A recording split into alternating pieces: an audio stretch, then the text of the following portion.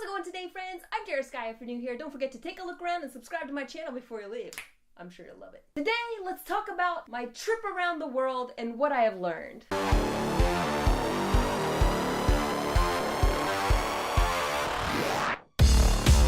Alright, if you don't already know, I went on a trip around the world. I originally had planned on going to Japan and staying in Japan for 30 days. But I went, saw, I did, and I decided to keep going. So I changed my mind, I did what I wanted. I ended up in Berlin, Paris, London, and then back home. And I actually have some other stuff happening soon too. But let's talk about some of the things that I learned because it was the first time I ever traveled alone internationally. Your head tricks you into thinking things. There's so many things that you think are gonna happen. You imagine, you fantasize, and you get scared of and everything, and none of that happens. And a whole world of different things happen than you thought were gonna happen. And for the most part, they're entirely better. Even though during, it's hard, but after, you're just like, I've been thinking about shooting this video, and I have just been trying to think about how to put into words of what I have experienced, and I just can't figure it out. Even I'm trying now, I don't know if I can get it, but it was so much fun, and it was so cool, and it was so worth it. I would love to be able to do that more. I feel like I waited my whole life to do stuff like that, even though I knew since I was a little kid that's something I wanted to do. Why did I wait? Because I was afraid, because of money, and that it didn't cost nearly as much as I thought it would, and I even overspent on some things. But you know, if I had planned it all out ahead of time and bought things earlier, yes, it could have been actually quite cheap. There are always ways to do stuff cheaper. Plan ahead. That's how you do it cheaper. Piece of cake. I'm not that kind of person, so I didn't do that.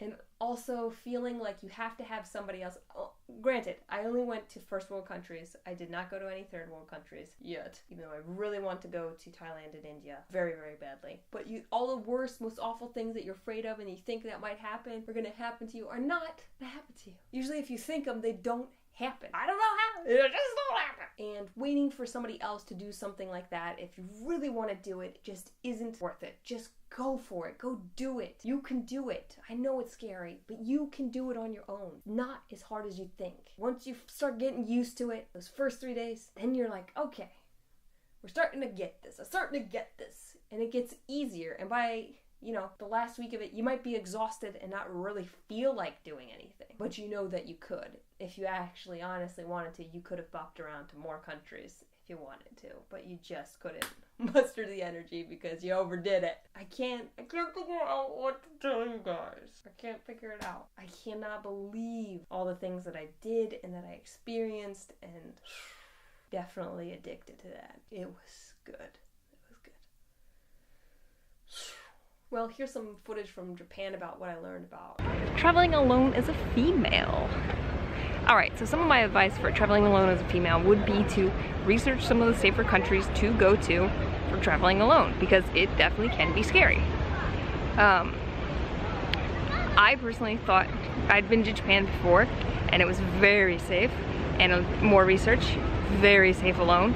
And they have a lot of capsule hotels and hostels that are female-only stuff, or at least like female-only sections, so you don't have to be put in a weird situation where, you're in mixed dorm or whatever.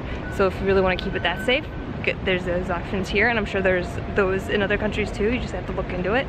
But that's some of the stuff you can do.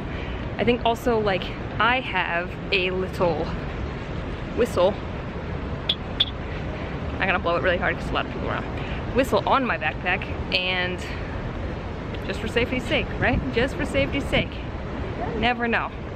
Also, telling people where you're going is important, so that way they know, even if it's just you posting on your phone, on your Snapchat, on your Instagram, Twitter, wherever you are, every few hours.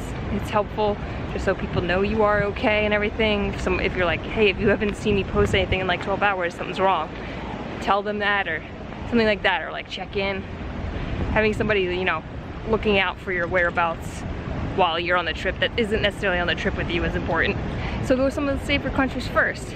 And hey man, if you want to go to somewhere that's a little more dangerous, you do you. That's what you want to do, that's what you feel like you got to do, then you do that. And that's totally fine. Just be careful, be careful. Don't walk alone at night. Be careful of the neighborhood you go into. A little less wandering. Be on the safer side, use your judgment. The other thing I focus on is like just trying to dress more comfortable for the situation instead of trying to look cute, because I personally don't want to be hit on while I'm traveling. I want to, you know, do what I'm doing, maybe make friends and everything. I don't want to have to focus on if somebody's being weird or not, you know. I think that's, and I'm not saying that if you dress cute and whatnot, it's like a bad thing.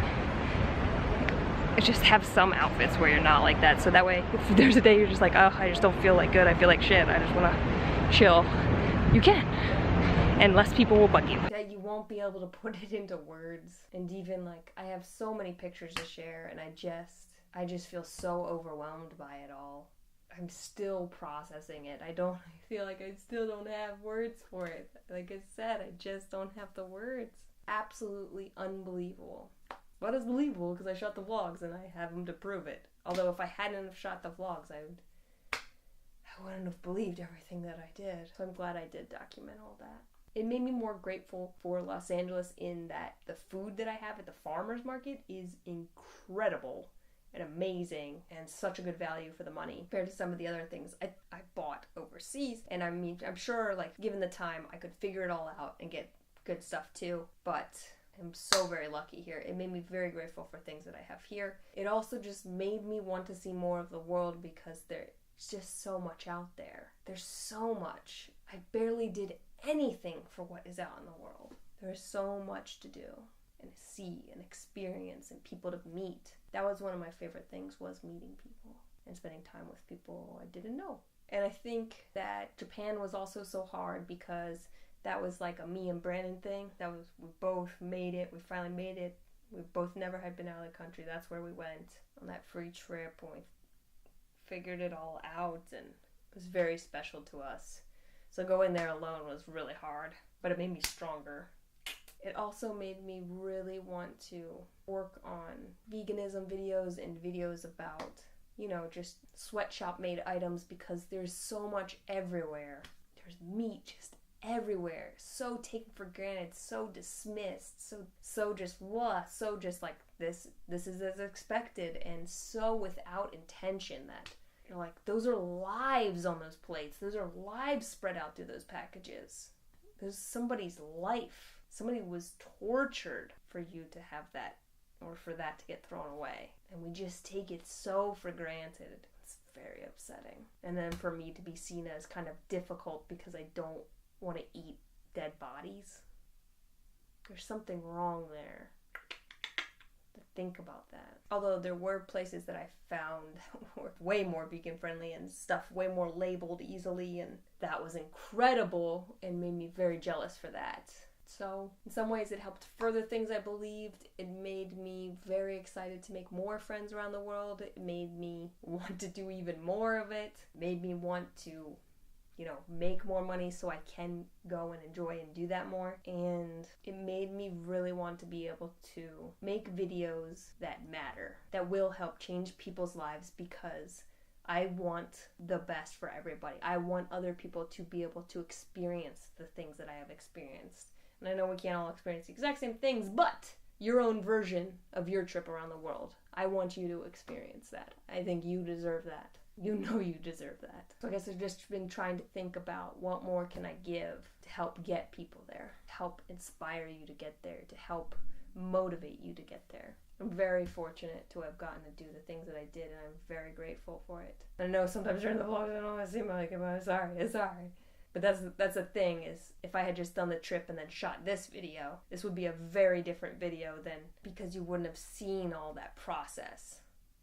Process isn't always pretty, but it's about, like, at the end, what you package it as. And I have packages. I think it was an overall very positive experience for me. I learned a lot. I grew a lot. It made me excited for life. It made me excited for more travel. And that's important. And yes, while you're there and you're in it and you're trying to do it, it's not always the easiest, but it's always, always worth it. Alright, I hope you guys liked sort of what I learned about my trip around the world, what it helped me with. If you guys like this video, give it a thumbs up. Don't forget to put some comments in the comment section below, and subscribe before you leave. I'm Jera Sky. Sky's the limit, man. Woo!